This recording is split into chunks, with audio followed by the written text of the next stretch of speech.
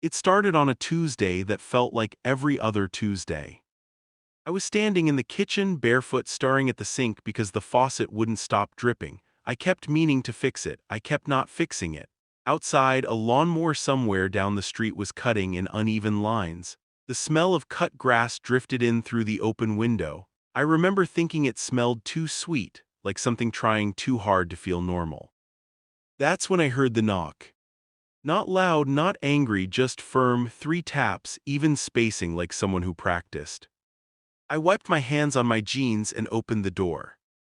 2 people stood there, a man and a woman, both wearing the same shade of blue polo, both holding clipboards. The man didn't smile, the woman did, but it didn't reach her eyes. Her smile stayed frozen like she was waiting for a camera to click.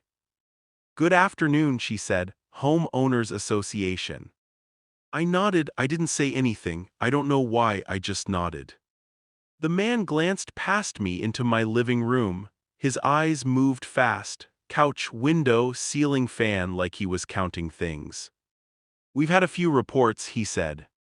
"About what?" My voice came out rough, like I hadn't used it all day, which I hadn't. The woman flipped a page on her clipboard, paper scraping paper. "Your trash bins," she said. "They were visible from the street after 7 a.m. I looked down the driveway. The bins were still there. One of them leaned a little to the side. The lid didn't close all the way. I felt stupid for not noticing. "I forgot," I said. "I'll move them." The man wrote something. His pen scratched hard. "There's also the fence," he said. "What fence?" "The back fence," he said. "It's 2 inches over regulation height." I laughed, not because it was funny, it just slipped out, a short sound, then nothing. "I didn't build the fence," I said. "It was like that when I moved in." The woman nodded slowly, like she'd heard that sentence 1,000 times. "Responsibility transfers with ownership." She said it gently, like a lullaby. They handed me a paper. It was thin, official-looking, my address spelled wrong.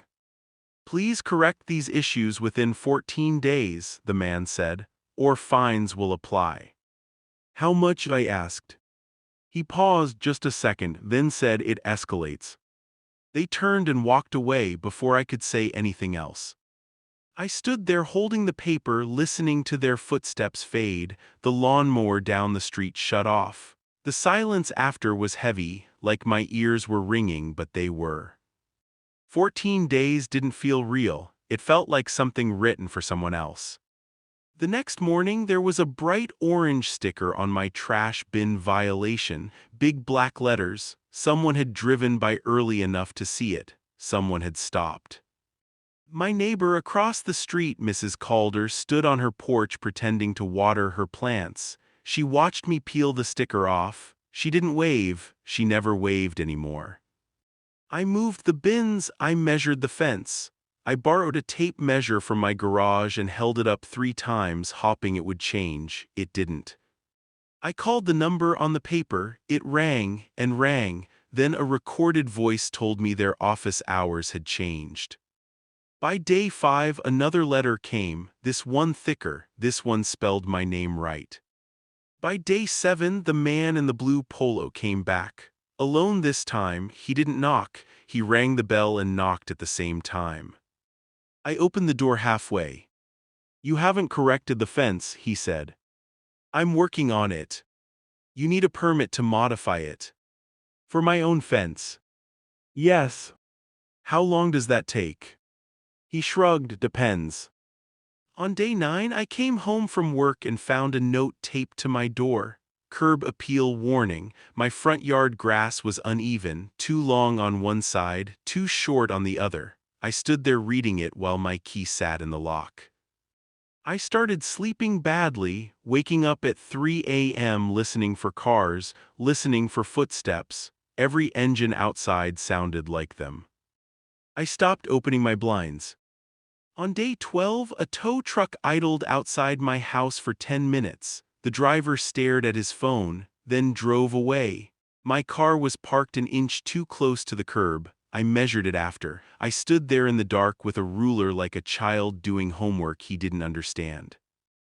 The fine notice came on day 14, 3 violations, 1 late fee. The total made my chest feel tight. I sat at the kitchen table with the letter and the dripping faucet and didn't move for a long time. I paid it, I don't know why, maybe I thought that would end it. It didn't. The inspections started happening without notice. I'd come home and find chalk marks on the sidewalk near my driveway, little symbols I didn't understand. Once there was a photo printed and slipped under my door, my house, from the street, taken at an angle that made everything look wrong. I tried talking to other neighbors, most of them avoided eye contact. One man whispered, "Just do what they say." Another said, "They're just doing their job," but his hands shook when he said it.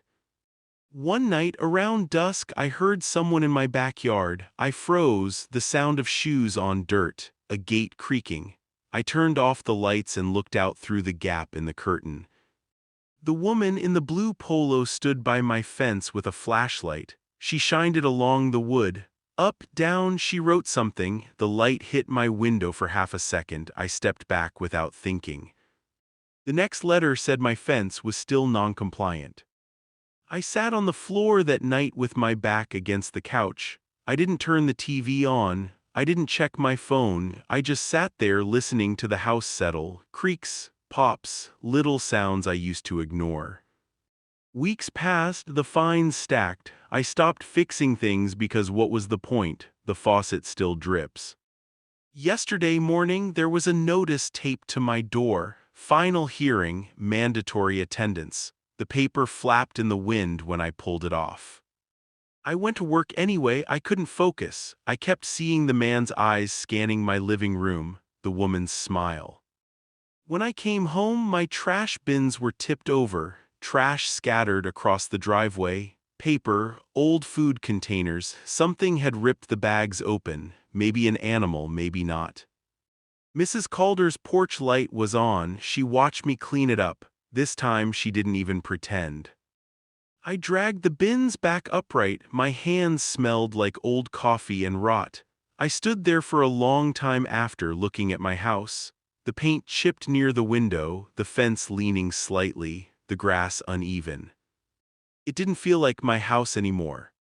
Tonight, I'm sitting in the dark. The letter about the hearing is on the table. The faucet is still dripping. Outside, a car slows down in front of my house, then keeps going. I don't know what they'll say tomorrow. I don't know what I'll say back. I just know that when I turn off the lights, I still feel watched. And when the house goes quiet, it doesn't feel peaceful.